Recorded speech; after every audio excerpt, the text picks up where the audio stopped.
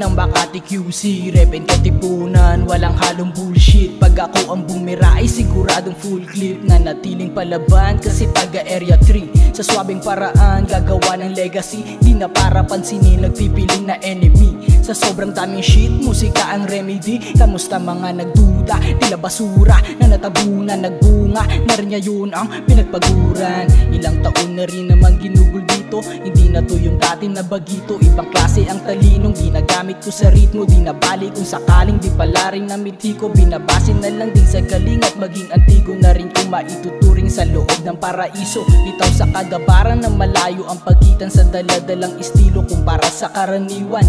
Ano naman kung sa mga letra ay pihikan, di basta bumibitaw na linya na hindi pinag-isipan. Makikitid, maiiwan, kadahirit makikita na di nyo ako katulad. Parang tupa sa kambingan, nagising bigla yung diwang natutulog. At kung minsan ay nalalamig yung sulat kapag pinag-iinitan. Kung wala man bumilib sa husay walang kaso, di na bago sa akin ganyang uri ng pagtrato. Lilipad pa rin namang matayo parang eroplano, sa sarili matutuklasan ng tunay na panalo.